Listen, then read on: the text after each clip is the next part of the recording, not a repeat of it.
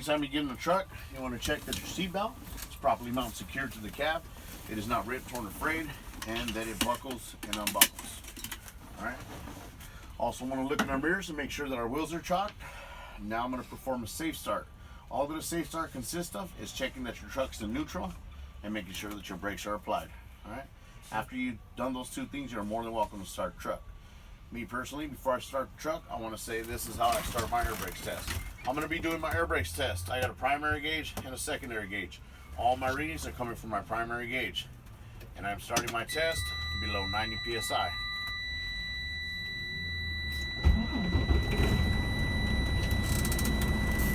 The first test that I'll be performing is called my governor cutout. So to assist the system and speed up this process, I'm going to rev my engine between 10 and 15,000 RPMs. Once I reach between 75 and 100 psi, I'm going to push in my trailer brake to get a more accurate reading for this test. By pushing in my trailer brake, I'm allowing air to get completely filled in the system all the way from my fifth axle down to my front.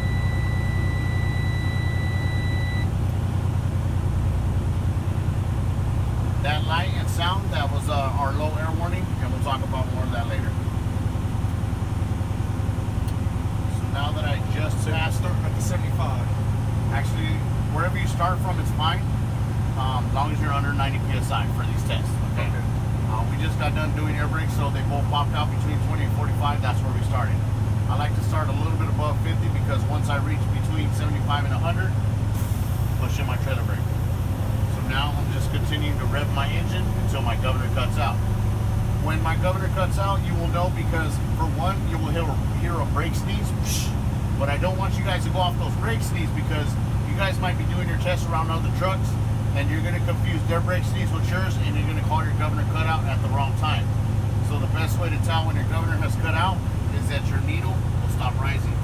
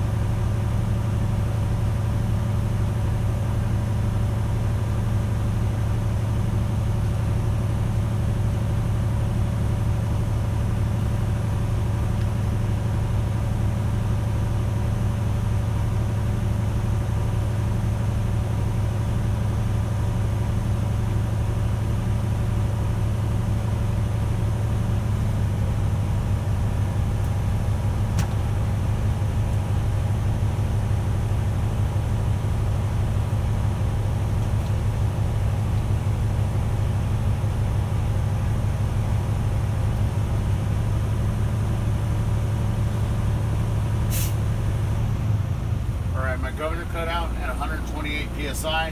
This is a good test because my governor cut out no higher than 140 psi. The next test that I'm going to perform is called my governor cut in. I'm going to push on the brake pedal one time and decrease pressure. My needle is going to kick back. The second that my needle starts rising again in pressure, I'm going to call my governor cut in. If my needle does not start rising within 8 to 15 seconds, I'm going to pump my brake again. Here we go. So right now I'm sitting at 101. I'm going to keep that number in my head. The second that needle starts rising, which there it goes, I would say my governor cut in at 101 psi. This is a good test because my governor cut in no lower than 100 psi. The next test that I'm going to perform is called the applied pressure test. But first, I'm going to build back up to max pressure.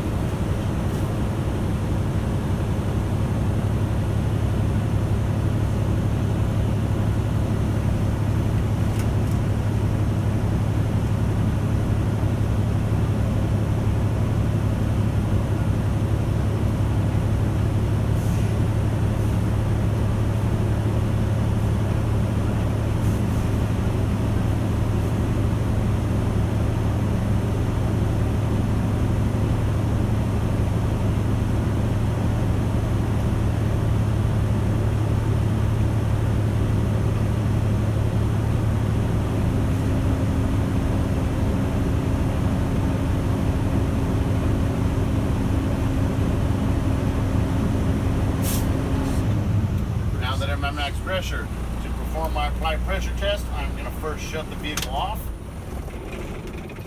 Turn my key back to the on position so I don't forget about it on my next test. Push in my yellow parking brake.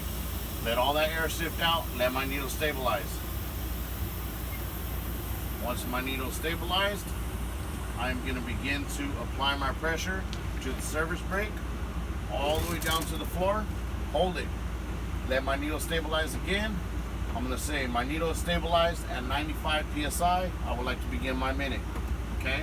You guys are actually going to be holding this for a full minute. So, unfortunately, this truck has a leak, so I'm not going to hold it for the minute. Besides, I do this all day, every day. If I get you guys in another truck next time, I'll have you hold it for the full minute. So, let's say my minute's up. My needle is still stabilized at 95 psi.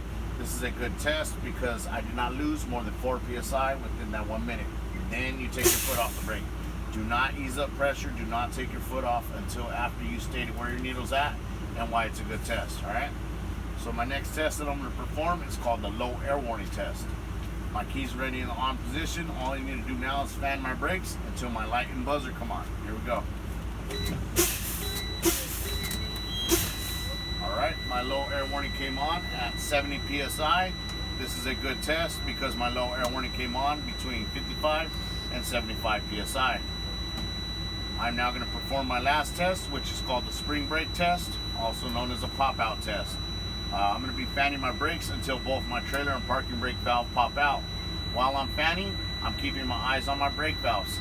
There's nothing I need to see here until these pop out. Here we go. Alright, my spring brakes came on at 45 psi.